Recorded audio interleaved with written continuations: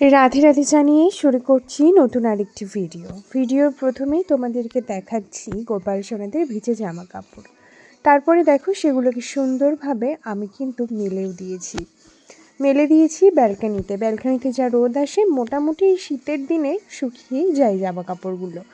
তারপর চলে এলাম ঠাকুর ঘরে, চকচকে করে মেজে ফেলেছি সমস্ত বাসনপত্র। এবার কিন্তু ডিরেক্ট চলে যাব পুজোতে। তো পুজোয় যাওয়ার আগে তোমাদেরকে একটুখানি এই ঘটগুলোকে আমি দেখাই। এই ঘটগুলো কিন্তু আমি ইতু পুজোর জন্য এনেছিলাম। তো ইতু পুজোর ভিডিও আমি তো তোমাদের সাথে শেয়ার করেইছি। এই ভিডিওটা বেশ কিছুদিন ধরে আমার গ্যালারিতে পড়েছিল। আমার একটু প্রবলেমের কারণে ভিডিও শ্যুট করতে পারছি না, তো ভাবলাম এই পড়ে থাকা ভিডিওটাই তোমাদের সাথে শেয়ার করি। তো এই ঘটগুলো বেশ বড় বড় সাইজ দেখো। তো এটা পরে আমাকে অবশ্য চেঞ্জ করে ছোট সাইজের ঘট নিয়ে আসতে হয়েছে, যেটা আমি কিন্তু আমার সেই ইতু পুজোর ভিডিওতে বলেছি। তোমরা যারা ইতু পুজোর ভিডিও দেখতে চাও বা নিয়মগুলো জানতে চাও তারা কিন্তু আমার চ্যানেলের অন্যান্য ভিডিওগুলো ইতু পুজোর ভিডিওগুলো কিন্তু দেখো। ব্যাস ঘটগুলোকে সুন্দরভাবে ধুয়ে আমি কিন্তু এখানে রেখে দিয়েছিলাম। পরবর্তীতে একটি ঘট ভাঙা থাকায় আমি কিন্তু চেঞ্জ করে নিয়ে এসেছি। যাই হোক, তারপর দেখো পুজোয় চলে এলাম। তো পুজোর প্রথমেই ধূপ প্রদীপ এগুলো তো ধরিয়েই নিতে হয়, আর এখানে সুন্দরভাবে পুজোর ফুল গুছিয়ে নিয়েছি। আর এখানে আমার গোপু সোনাকেও স্নান করিয়ে নিচ্ছি। শুধু দুই গোপু সোনার স্নানটাই দেখালাম, রাধা মায়ের স্নান আর দেখাচ্ছি না, কারণ রাধা মায়ের স্নান প্রতিদিন দেখানো উচিত না, এটা আমি মনে করি।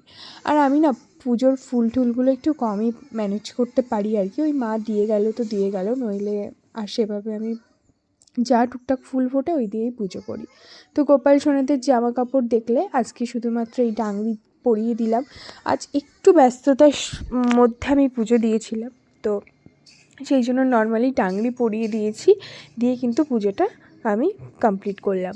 মহাদেবের একটু জল নিবেদন করে দিচ্ছি। মহাদেবের পুজোতে না ভক্তিটাই মেইন, মহাদেবকে না বেশি কিছু দেওয়া লাগে না, তার মধ্যে বেলপাতা আর জল এইটুকু অবশ্যই দেওয়া উচিত। এখানে আমি প্রসাদ সাজিয়ে নিয়েছি আপেল লেবু। যেহেতু এখন শীতকাল পড়ে গেছে, এখন তো লেবু প্রত্যেক ঘরে ঘরে, তো লেবুটাই এখন মেইন প্রসাদ হয়ে দাঁড়িয়েছে। যাই হোক, কিছুটা বেলপাতা নিয়ে মহাদেবের মাথায় রেখে দিলাম, আর কিছুটা বেলপাতা নন্দী মহারাজকে দিলাম। ভোলানাথ না অল্পতেই সন্তুষ্ট, এই জন্য মহাদেবের পুজোতে বেলপাতা, একটু জল আর একটু বাতাসা দিলেই কিন্তু মহাদেব সুসন্তুষ্ট হয়ে যায়। সেই ছোট্টবেলা থেকে আমি কিন্তু মহাদেবকে পুজো করি, আর মহাদেবকে আমি ভীষণ ভালোবাসি, জানো তো। তো মহাদেব আমার পুজোয় সন্তুষ্ট হয়েছে বলেই আমার মনটা না গোপাল সোনাদের দিকে গেছে।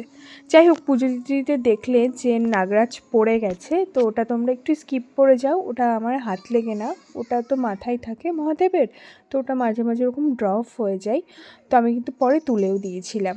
ওটা কি করে ওখানে ভালোভাবে সেট করা যাবে তোমাদের যদি কারো জানা থাকে আমাকে কিন্তু জানিও। তো এইখানে মোটামুটি আমার পুজোটা দেওয়া হয়ে গেছে। খুব ছোট্ট একটা মিনি পুজোর ব্লগ তোমাদের সাথে শেয়ার করলাম বলতে পারো। তো যাই হোক, এই হচ্ছে আমার পুজোর ভিডিওটা ভালো লাগলে অবশ্যই লাইক কমেন্ট শেয়ার করতে ভুলো না, আর নতুন হয়ে থাকলে সাবস্ক্রাইব করো।